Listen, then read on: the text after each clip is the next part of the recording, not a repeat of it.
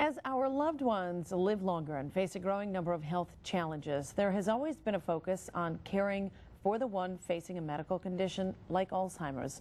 But there is a conscious effort right now underway to care in earnest for the caregiver. Back with us today is Dr. Ken Robbins. He is Director of Psychiatry with Stoughton Hospital, and he also is the medical editor at Caring.com. And first of all, thanks for joining us. Pleasure. You call the caregivers kind of these unsung heroes. Talk about that. Well, it's just such an impossible job they take on out of love and caring for the person who has dementia.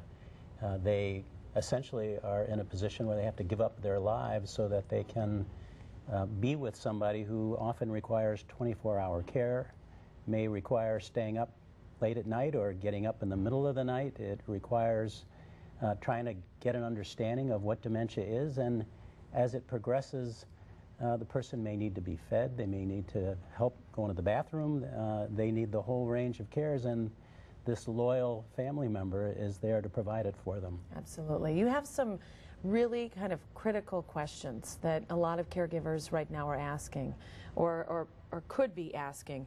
And one is, let's just kind of go through these one by one. My spouse, parent, sibling, they're developing dementia but refuses to see a doctor. How do you handle that? Well, I think it's very challenging, and I think often it helps for the family member to talk to the doctor in advance about what's going on, and then if there's an opportunity to bring the family member in for an appointment because they have a sore throat or they have a cough or whatever it is, it gives the doctor a chance to meet with this person who may have dementia and do an assessment, perhaps indirectly, by asking questions about the symptom, even if they're not willing to answer questions about their memory and their thinking. This is a big one, I know, for a lot of families. My spouse, parent, sibling insists on continuing to drive, but often gets lost going from the dining room to the kitchen. What do I do? Yeah, it's shocking sometimes that I'll meet with families after I've met somebody with dementia who is very severely affected, and the family will say, well, geez, they were driving yesterday, they can't be that bad off. You know, it gives me a pause when I'm out driving and I see somebody's having some troubles. I think what's important is that if the person won't listen to the family member, that they get a physician, that they get some trusted person, maybe a minister, maybe a priest, maybe a uncle, but that somebody else who the person trusts has a conversation, and ultimately, if they continue to refuse, if they continue to deny they're having problems, it may require having a physician take their license away, and all the family member can do is be supportive and say, I'm so sorry. Okay, we've got 1 minute. I want to get through one more question. I know you want to talk about Caring.com. If the person is not sleeping at night or is becoming violent, a lot of questions about when to get help there. Yeah, I would have a very low threshold. It is really important that people get a good night's sleep, not only for all of us, but if you have dementia, you don't do as well if you're not getting a good night's sleep. So it's important to get help. Caring.com, you're a senior medical editor for this website. Why is it important maybe folks go and check that out?